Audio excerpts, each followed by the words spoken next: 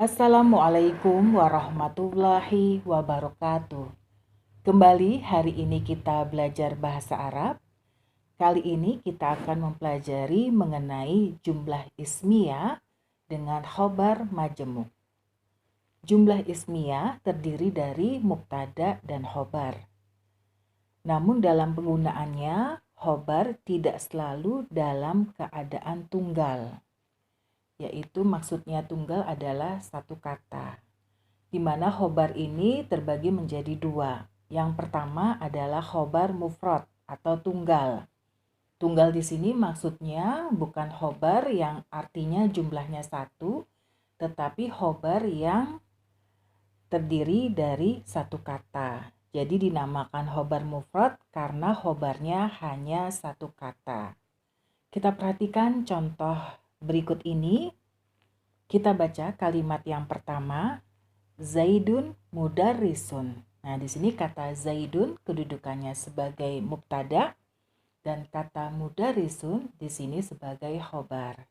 Yang artinya adalah Zaid adalah seorang guru.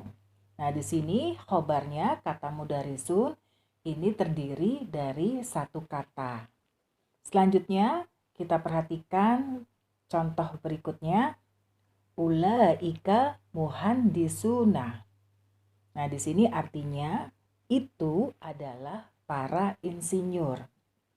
Di mana kata ulaika ini merupakan mubtada dan kata muhandisuna ini kedudukannya sebagai khobar.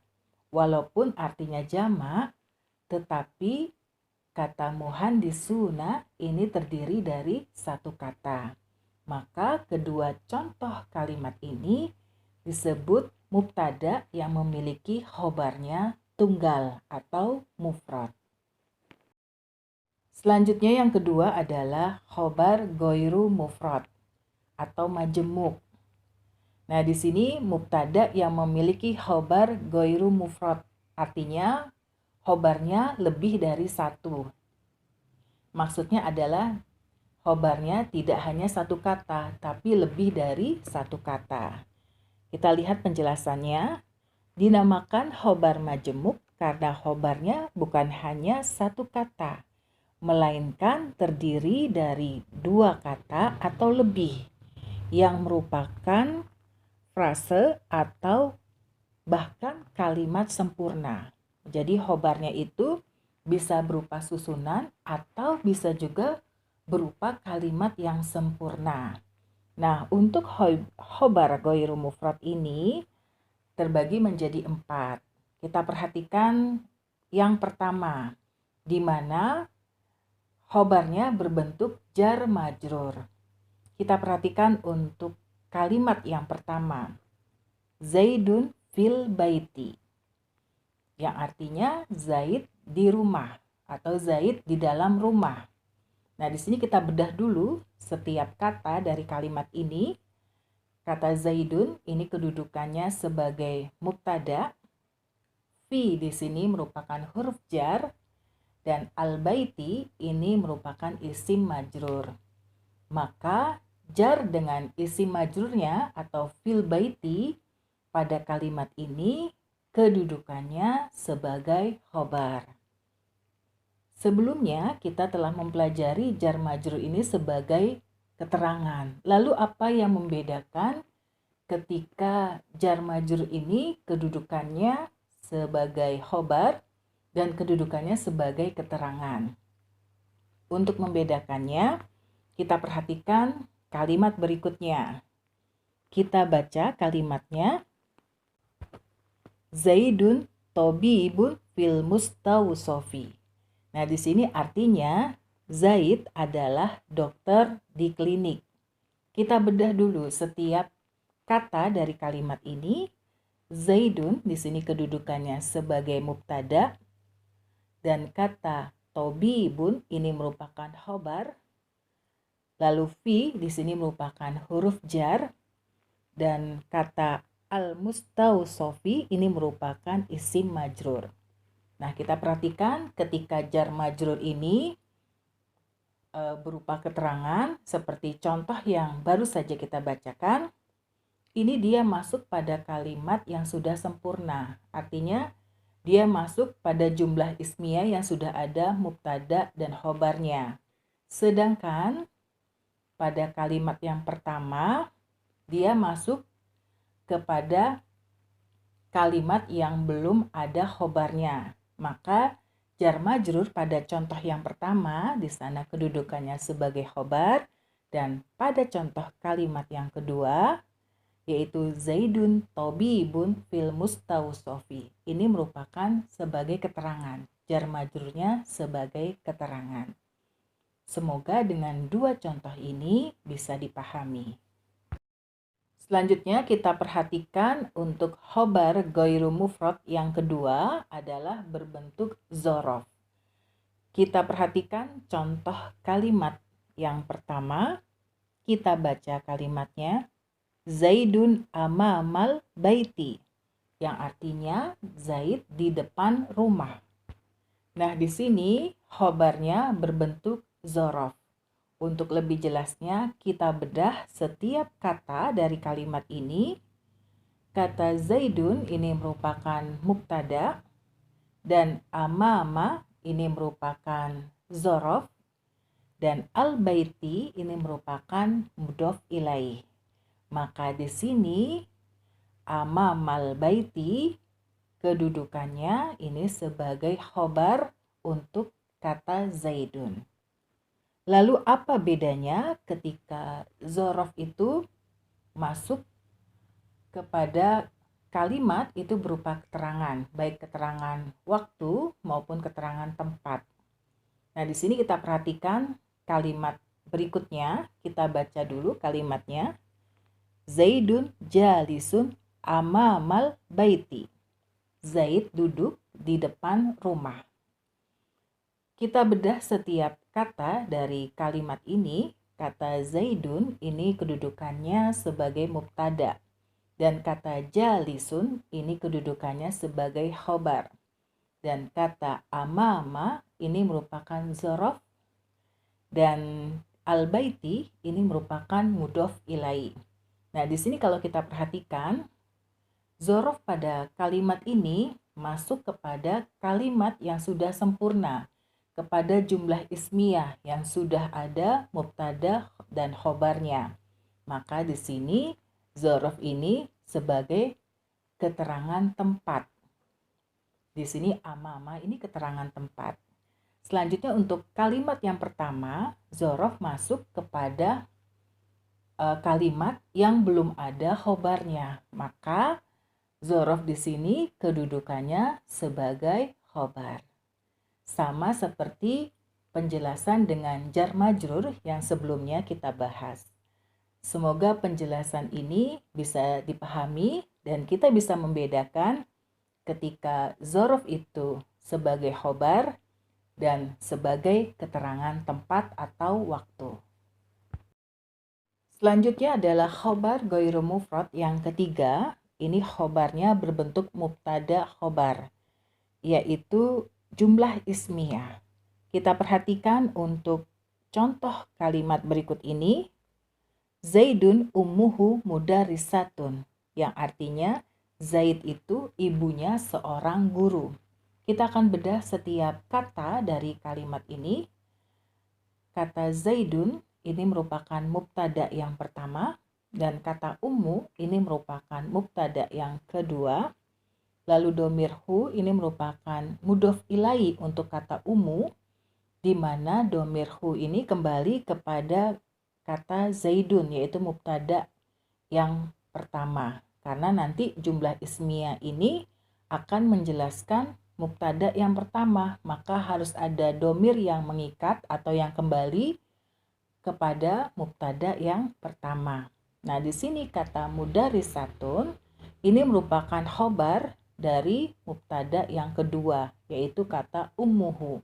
Maka di sini kata ummuhu mudarrisatun ini merupakan jumlah ismiyah, di mana jumlah ismiyah ini kedudukannya sebagai khobar untuk kata Zaid atau untuk mubtada yang pertama. Jadi di dalam jumlah ismiyah ada jumlah ismiyah lagi, di mana jumlah ismiyah tersebut kedudukannya sebagai khobar untuk mubtada dari jumlah ismiyah yang pertama. Semoga bisa dipahami ya. Selanjutnya kita perhatikan untuk contoh kalimat yang kedua. Kita baca dulu kalimatnya. Fatimatu baituha hasanun. Fatimah itu rumahnya bagus. Kita bedah setiap kata dari kalimat ini, di mana kata Fatimatu ini merupakan mubtada yang pertama, lalu baitu ini merupakan mubtada yang kedua. Domir ha di sini merupakan mudhof ilaih untuk kata baitu, di mana domir ini juga kembali kepada mubtada yang pertama. Artinya yang akan dijelaskan ini nanti adalah merupakan mubtada yang pertama. Lalu kata hasanun ini merupakan khobar, yaitu penjelasan untuk mubtada yang kedua. Maka di sini jumlah ismiyah atau mubtada khobar dari kalimat baituha hasanun secara keseluruhan ini merupakan khobar untuk kata Fatimatu, yaitu mubtada yang pertama. Nah, jadi di sini selalu ada domir yang kembali kepada mubtada yang pertama. Semoga kedua contoh ini bisa dipahami. Selanjutnya kita perhatikan khobar goiru mufrad yang keempat, di mana khobarnya berbentuk fiil dan fa'il. Maksudnya adalah khobarnya itu berbentuk jumlah fi'liyah. Kalau fi'il yang digunakan adalah fi'il lazim, maka jumlah fi'liyahnya hanya fi'il dan fa'il. Tetapi ketika fi'ilnya yang digunakan fi'il muta'addi, maka jumlah fi'liyahnya terdiri dari fi'il, fa'il, dan maf'ul bih. Untuk lebih jelasnya, kita perhatikan contoh-contoh berikut ini. Untuk contoh yang pertama, kita baca kalimatnya. Zaidun zahaba abuhu. Yang artinya Zaid itu bapaknya telah pergi. Kita akan bedah setiap kata dari kalimat ini. Kata Zaidun ini merupakan mubtada. Dan kata zahaba ini merupakan fi'il. Lalu kata abu ini merupakan fa'il dan domir hu di sini adalah mudhof ilai. Maka di sini jumlah fi'liyah zahaba abuhu merupakan khobar untuk Zaid, yaitu penjelasan untuk Zaid. Nah, di sini khobarnya berbentuk jumlah fi'liyah dengan fi'ilnya fi'il lazim. Maka dia hanya terdiri dari fi'il dan fa'il. Selanjutnya kita perhatikan untuk kalimat yang kedua. At-thalibani zahaba ilal maktabati. Yang artinya dua siswa itu telah pergi ke perpustakaan. Kita akan bedah setiap kata dari kalimat ini. Kata at-thalibani ini merupakan mubtada. Dan kata zahaba ini merupakan fi'il yang sudah bersambung dengan fa'ilnya. Nah, di sini zahaba ini fi'ilnya. Nah, pada kata zahaba ada huruf alif, itu merupakan fa'il yang menunjukkan pelakunya adalah dua orang. Lalu ila di sini merupakan huruf jar. Dan al-maktabati ini merupakan isim majrur. Jadi di sini jumlah fi'liyah dari kalimat zahaba ini merupakan khobar untuk kata at-thalibani, yaitu untuk mubtada'nya. Yang perlu diperhatikan di sini adalah ketika fi'ilnya sudah bersambung dengan fa'ilnya, di mana ini merupakan fi'il dari tasrif lugawi. Nah, di sini kata zahaba ini merupakan tasrif lugawi fi'il madi pada domir huma. Maka tetap mengikuti kaidah mubtada khobar, di mana kaidahnya adalah ketika mubtadanya musannah, maka khobarnya juga harus musannah. Berbeda ketika dia dalam jumlah fi'liyah yang sudah kita pelajari, apapun jumlah dari fa'ilnya, baik mufrad, musannah maupun jamak, fi'ilnya tetap mufrad. Tetapi ketika dia masuk di khobar yang bentuknya adalah jumlah fi'liyah, maka kata kerjanya menyesuaikan dengan mubtada'nya, terutama untuk fi'il-fi'il yang fa'ilnya itu dalam bentuk domir. Jadi di sini karena mubtada'nya jumlahnya 2 orang, maka fi'ilnya juga harus pada domir yang pelakunya berjumlah 2 orang. Di mana di sini kata zahaba ini merupakan fi'il yang sudah bersambung dengan fa'ilnya. Nah, di sini fa'ilnya adalah huruf alif yang bersambung pada kata zahaba. Itu menunjukkan kalau fa'ilnya adalah untuk 2 orang. Berbeda dengan contoh yang pertama. Nah, di sana fi'ilnya dalam jumlah fi'liyah, tapi dia sudah ada fa'ilnya. Semoga kedua contoh ini kita bisa membedakan ketika fi'ilnya itu dia memiliki fa'il yang berbentuk isim zohir atau isim yang tampak. Sedangkan kalau pada contoh yang kedua ini, fa'ilnya itu berbentuk domir yang menjelaskan pelakunya adalah 2 orang. Selanjutnya, masih di khobar yang berbentuk jumlah fi'liyah, kita perhatikan contoh berikut ini. Kita baca kalimatnya, at-thalibu ta'allaman nahwa, yang artinya siswa itu mempelajari nahwu. Kita akan bedah setiap kata dari kalimat ini. At-thalibu ini merupakan mubtada, ta'allama ini merupakan fi'il, ini adalah tasrif lugawi fi'il madi pada domir huwa. Maka di sini fa'ilnya adalah domir mustatir, artinya domirnya tidak tampak pada kata kerjanya. Berbeda dengan kata kerja sebelumnya dari contoh jumlah fi'liyah ini, di mana fa'ilnya tampak. Nah, di sini kata an-nahwa ini merupakan maf'ul bih. Nah, di sini jumlah fi'liyah dari kalimat ta'allaman nahwa ini merupakan khobar untuk kata at-thalibu, yaitu untuk mubtada'nya. Semoga dengan 3 contoh ini bisa dipahami. Untuk lebih memahami mengenai khobar dengan jumlah fi'liyah, kita perhatikan contoh kalimat berikut ini.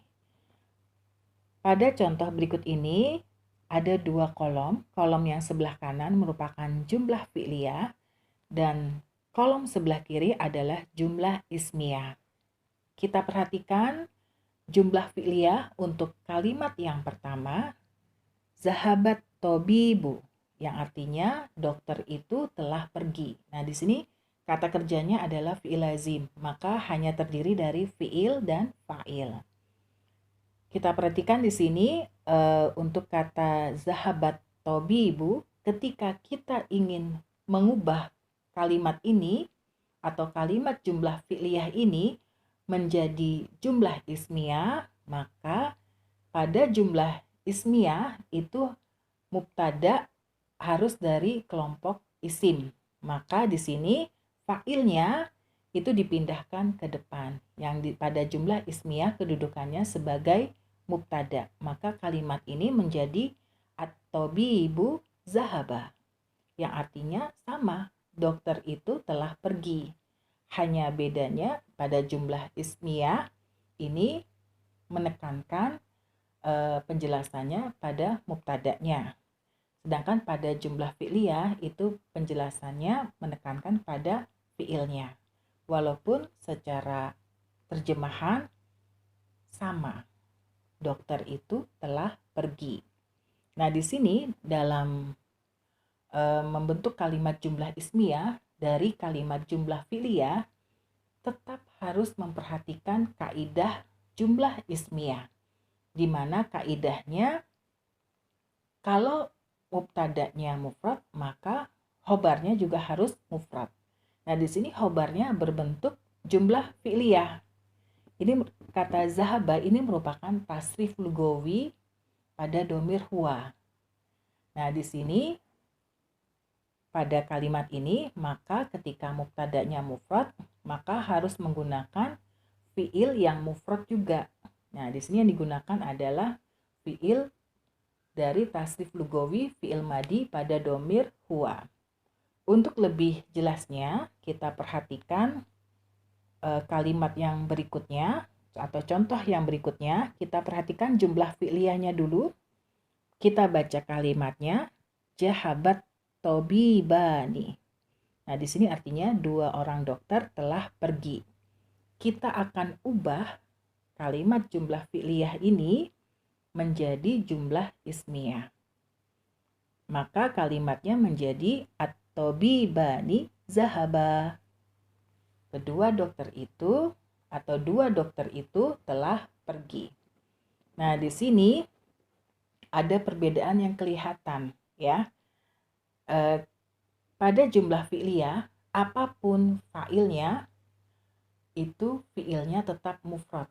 Mau fa'ilnya mufrad, mau fa'ilnya musannah, atau fa'ilnya nanti berbentuk jamak, fi'ilnya tetap mufrad. Tetap mengikuti kaidah jumlah fi'liyah. Namun ketika diubah ke jumlah ismiyah, maka harus mengikuti kaidah jumlah ismiyah, di mana di sini jumlah fi'liyahnya adalah khobar untuk mubtada. Maka khobarnya harus mengikuti mubtada'nya. Nah, di sini mubtada'nya berbentuk musannah, maka kita gunakan fi'ilnya yang juga fa'ilnya berjumlah 2 orang. Nah, ini kata zahaba, ini merupakan tasrif lugawi fi'il madi pada domir huma. Nah, ini contoh dari khobar yang fi'ilnya ini berbentuk fi'il lazim.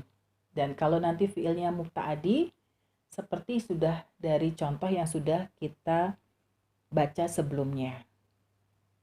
Semoga dengan penjelasan ini kita bisa lebih paham mengenai jumlah ismiyah dengan khobar majemuk. Baik itu khobarnya berbentuk jar majrur, atau khobarnya berbentuk zorof, atau khobarnya berbentuk jumlah ismiyah maupun jumlah fi'liyah. Demikian untuk materi kita hari ini. Semoga bisa dipahami dan semoga materi ini bermanfaat.